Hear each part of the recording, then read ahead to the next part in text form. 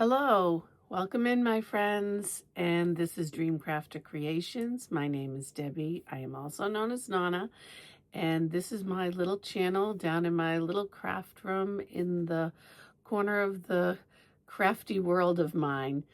And this video today is going to be pretty random.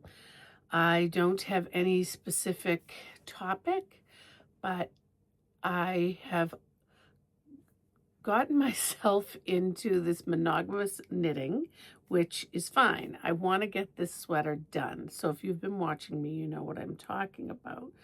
But at the same time, the wheels are churning in the crafter's brain, and there's so many other things I want to be doing too, but we can't do them all at the same time. But I thought, I'm home alone today, and it would be a perfect time to just do a sit and knit and chat. And it's later in the afternoon. It's probably about 4:30 here in New England. And I usually go to knit day, which was yesterday, and I did, and I got some knitting done there.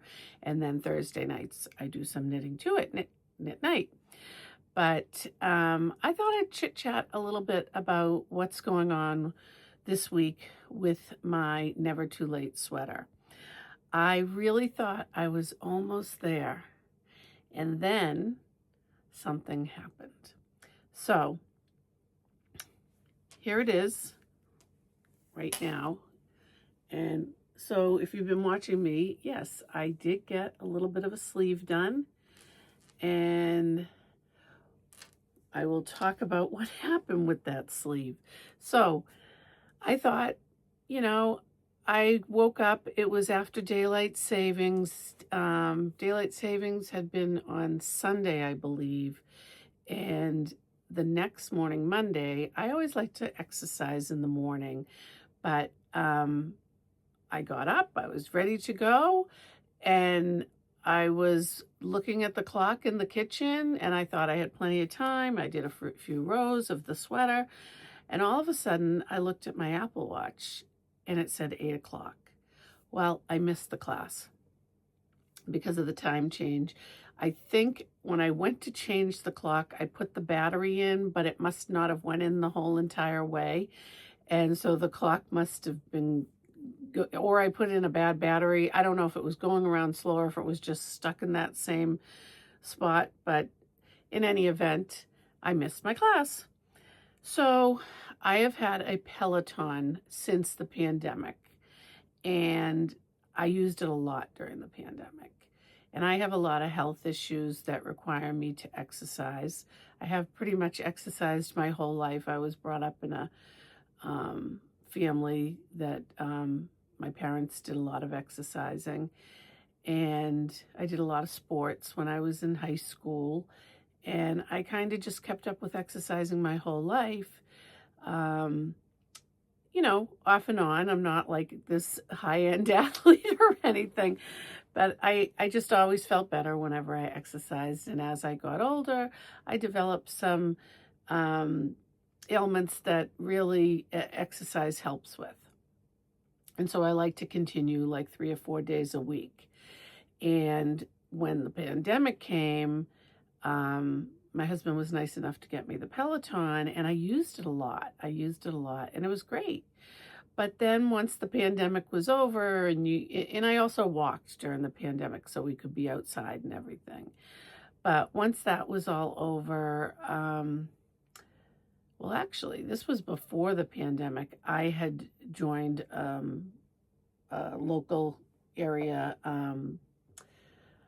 workout place, we called them health spas back in the day. So if you're watching this and you're my age, you'll know what a health spa is, but they call them gyms now. And I joined a gym, and I started going back there after the pandemic, and the Peloton kind of started not getting used as much. So anyways, long story, we're doing a little chit chat. This is a knit in chat. So I hope you have your knitting or crocheting or crafting with you.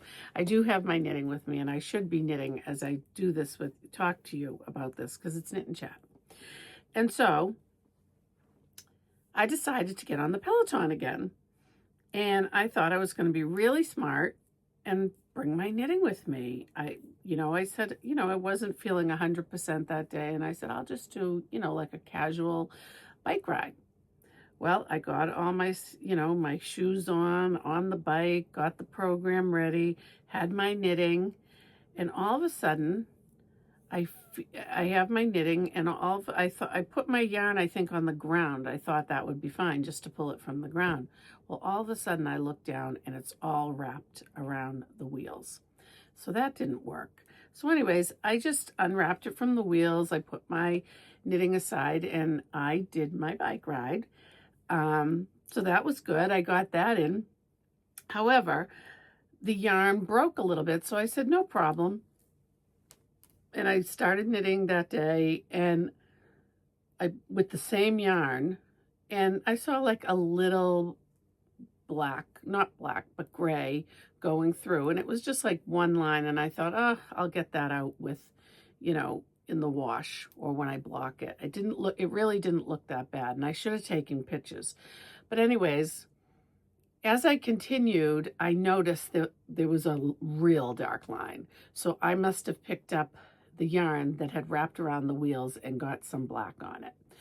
So now I'm like about this far up and I'm thinking, oh, I'll just put some Resolve on it. That takes everything out. Now, meanwhile, this is mohair and merino, not thinking, I don't know, I was having a not so smart moment and I put the Resolve on and I thought, okay, that will just, because it helps for all my other stained clothes, that will take this stain out. Well, I ended up keeping the Resolve in till the next day. And that was Tuesday when I had knit day. And I went to knit day and I'm knitting my sweater. And one of the girls there says to me, what is that on the arm? And I said, oh, it's just like a stain. I told her, excuse me, my eye. I told her about the Peloton and I said, but I have Resolve on it and it'll come off when I soak it. And she's like, oh, no, you cannot put Resolve on that. You need to get that off right away. She goes, actually, you need to rip that back and throw away that yarn, or actually keep the yarn and see if it's going to work later with the Resolve, just to see if it would have worked. But no, you have to rip that back, which I was actually really happy that she told me to rip it back, because then I started knitting again and I didn't have to think, oh, is this going to come out? Is it not going to come out? And again, got about here, looked at it, and I could see like a faint line of something. And I said to myself, I think this is the Resolve. A little bit of the Resolve is still in here. And I thought, oh no, what am I going to do? I'm not ripping this out again. So you couldn't see the black, but it was almost like a yellowy, or I don't know if, it was a different tension. I wasn't sure. So anyways, I had never tried the sweater on yet. And off, I thought, it looked like it was going to fit me. What do you think? I think it looks like it's going to fit. So I said, what good time to, but I did think it might be a little short. So I said, okay, if I'm going to rinse this arm out, get the Resolve out, because I don't want the stitches to disintegrate from the Resolve. I put everything on waste yarn, and I actually tried it on. And lo and behold, it was a little tighter than I thought it would be. I knew I didn't swatch, and that's really not a good thing. You really need to swatch. And I know I'm a tight knitter, so I don't know why I just didn't go up a needle size. Well, I do know why, and I'm going to tell you why.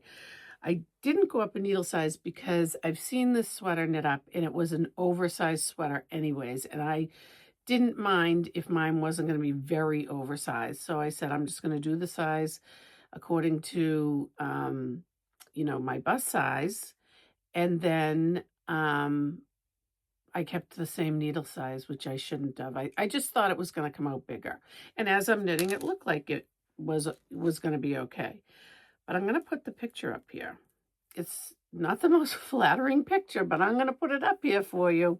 So no judgment, but look, it clearly has to be longer, and it clearly isn't oversized. However, I think blocking is going to pull it out, make it bloom, and that part I'll be fine with. But I do need to knit like 3 more sections of the chart and then do my ribbing to make it longer, and then I'll block it all out. And then I'll show you what the difference is, if any. And the worst case scenario is maybe I need to lose about 10 pounds to get it to fit better. But I am not ripping it out. I am not ripping it out, and I will wear it a little tighter if I have to. But so that's what happened. And I've ripped back, I tried on. So now I'm at the point where I'm just knitting here today, and I'm going to knit here with you because there's no one home, there's nothing to do, and I just felt like I would like to chat with you. So you tell me your knitting stories. Have you ever, got so far into your knitting that you realized you made some mistakes, but just said, you know what? I'm not ripping it out. And that's what happened to me. And I'm not ripping it out. I mean, I was told that I could go back and I could rip back, the body a little and add a few more stitches, but I just don't think it's going to be necessary. I definitely think it is going to block out. I definitely think it will.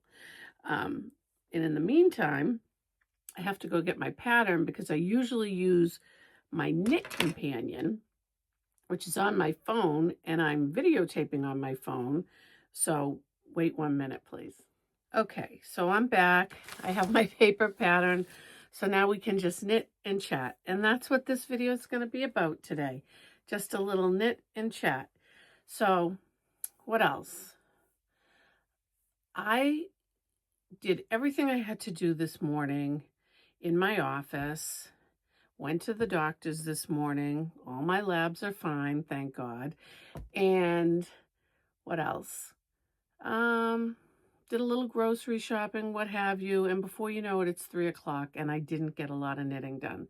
So I do want to get some knitting done today into tonight and here with you. But this podcast, I thought a lot about it too. Like, why am I doing it? Well, I am doing it as a diary for myself and for the love of knitting and crocheting and crafting and just, to document what I do and bring my joy to other people in the world and build the community. So if you haven't been watching me, I really would love to build my crafting community, and I love to knit. I love to crochet. I've just started weaving, but because I'm monogamously knitting this sweater right now till I go on my Swiss Yarn Festival, I have put the weaving aside for now, but I promise you I am going to bring a lot of weaving back. I'm in my sewing room and I do a lot of machine embroidery, hand embroidery, and sewing and quilting. And you know what? Let me show you a little bit around my craft room, but no judgment. It's not the cleanest it's ever been, but I think it will give you an idea of the crafting that I've been doing for my life. And yeah, that's what I'm going to do. Wait 1 minute. So this isn't going to be long because this room is not that big and this is my whole entire craft room. But my kids gave me this sign and I finally hung it after probably a year or two. But come on in. So this is it. And there is my Dream Crafter Creation sign. And the reason I have the sign is because back, oh God, way before the pandemic, I started doing the artesian market and selling different knit or sewn things I made or upcycled embroidery jackets. So I made myself a little sign. I've never really been a business, but When I was in the booth, I just thought I'd have something that kind of said who I was. And that's exactly why I am called Dream Crafter Creations. And the reason it's called Dream Crafter is because when I started the artesian market, I'm just walking around as I talk, dream catchers. And so actually, here are some of the remnants of my rings that I put the dream catchers on. And I don't know here's some of the string that I would use. And I'm not sure where the doilies are, but I would take vintage doilies, string them on these hoops, and then I'd have all kinds of ribbons. Let me bring you to my ribbons. Right now, this is my box of ribbons that I have, and I would hang those. And if I can find my soul dream catcher that I kept, I will put it in a picture.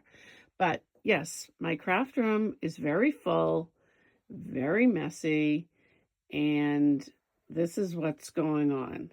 And I did buy these Yarn Haven containers to put my most recent yarns in from different festivals and my most recent yarns I bought. If you've been following me, this is from I Love New York.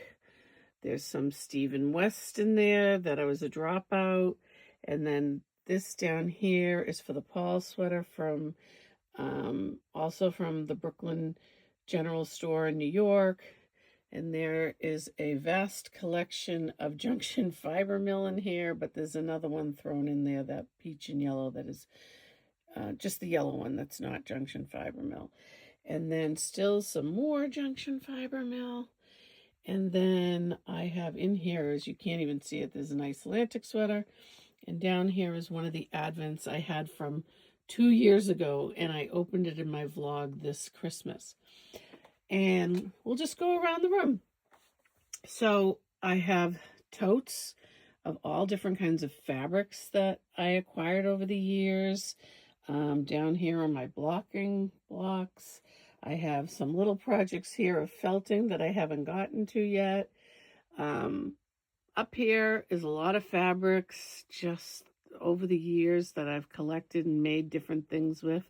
There's my little mushroom basket that I plan to make some little toys for the kids, and another basket like the bear in the box. This is some more quilting material that I've acquired that I haven't used yet. Here's some vintage fabric that I got when I was in the vintage market, and I haven't used that. Down here, this is like tulle. And then we come back down to some more quilting fabrics. Yeah, I'm not proud to say that I haven't gotten to all of this. It became a problem. And a good friend of mine, and Jane, you're probably watching this. And this is some more minky fabric that I was using to sell baby blankets. And then let's go over here. This is my quilt ladder. I actually did make these quilts. And that pink shirt is just because I need to iron it one day. And then over here, these yarns, a lot of them, there are a lot of that I use for making the knitted or crocheted toys, with the exception of the bulkies down there that I made a lot of Christmas hats with. And then I keep my books here. And there is actually a hidden iron in there. And then I'm not even going to get into opening the cabinets, but there is a lot of storage in there. Here's my new loom. And like I said, this was pretty random today, so it is messy. Over here, I tried to make a nice little display of a lot of my toys, and there's some yarn back there. Those rolls of paper are the paper I use for the embroidery machine over here. I forget what it's called. I'll remember and put it up. But I kind of organized the yarns a little bit. These are some cottons Then ones to the left of that is worsted weights. And then we have some cottons, some bulkies, and we come around to some bulkies. And these are all older yarns I've had, but they're bulkies. And then here is the wall of the 12 cast-ons, and I do have that all organized. So this is my craft room, and over here I have some more storage, some more fabric, and I have a computer that I can use, to hook up to the embroidery machine or to work at the same time. These are some acrylic yarns, and then we get into some more acrylic, and I kind of kept them as fall colors. I have a lot of threads for the embroidery machine, some more ribbons, some newer yarns that I think these are Rhinebeck. These were my first Rhinebeck, and they're pooling yarns and some sock yarns. These yarns up here are used to make toys. And here are just some more funkier yarns, sock yarns, weaving yarns, and yeah, this is really a mess, and I have to get this all cleaned up and some more of my toys. So that is the tour of my craft room right now. Whoops. So that is my messy craft room. And that is on the spring cleaning list. And my friend Jane, she said she was going to help me organize things. And Jane, I'm going to hold you to it. You're going to help me organize this. I think it's like organized chaos. I didn't think it was too bad. What do you think? Do you think it was that bad? But anyways, it's just a small room, and it's all contained in this room. I am lying to you, because in the other room, there are a few other things in there and bins and stuff. But like I said, I think it's the nature of the beast of knitting and crocheting and crafting. I think this is what we do. Just confirm to me that you do it too, so I know that I'm not alone doing it. But anyways, I have to get this sweater done in a couple of weeks and be able to wear it, and I hope it will look halfway decent on me by then. I think it will. I think the blocking will really make a difference. Look at this. After all these years of knitting, why can I not knit and talk at the same time? All my friends who are knitters, they sit there and they knit, and they don't have to look down. I haven't mastered that. I have to look down. I cannot do it without looking for some reason. Can you do it without looking? Write in the comments if you can knit without looking at it. I'm sure you can, but I can't. So anyways, let me move my chart marker so I don't get lost. Put my marker back on. And my husband just called too while I was showing you right after I was showing you the craft room. And he's on his way home, and I have to cook dinner. So that is what went on today. Just a little bit of knitting. I got started here, and I hope to get a lot more done tonight. Oh, one other thing. I was on YouTube, and I was just like, I don't know. I haven't found any really interesting podcasts lately. I just feel like a lot of people are doing the same thing. Spring knits, what I'm planning, all the same thing. And I need some other podcasts. Can you recommend some other podcasts to me that are interesting or multi-crafteral? I want to look at any type of podcast that you recommend. And hopefully I've never seen them before, because I've seen a lot of podcasts. But I was looking at things to, bring for your knitting for traveling. And, all of it was the same thing. And what I what came to my mind when I was watching these videos was this. I got this this is Summer Fiber Camps, the Knit and Crochet Kit, which I think this will be really helpful for my trip because it's all in one. And I got this during doing the Advent, this Christmas vlog. And look at it. So cute. And it's got the winter vibe. So this, if you didn't watch my Christmas vlog, let's go over this. The Knit and Crochet Kit. Crochet hook, cable needle, collapsible scissors, tape measure, knitting and crochet needle gauge, row counter, thread cutter, point protectors, darning needle, round and locking stitch markers. They have these things that say ones, tens, hundreds. I mean, I think I'll have everything in this kit to bring on a trip. What do you think? Look. All the stuff. So there's a little scissors, which I have a pair of these, but I like, we'll keep these in here. And there's some stitch markers and needle stoppers and needle measurements, gauges, and what is this? Oh, this looks like it's a yarn cutter over here. What is that? Oh, it's a tape measure. Look at that. Whoops. And then these counters, we got counters up here. So this is hundreds. How is that hundreds when it just says 098? How is that hundreds? Oh, I see. 1, 2, 3. That's 100, and that's 10, and that's 1. So we got a nice counter. Then these little crochet hooks that I got to put back in the sides. These go in the sides to fix things.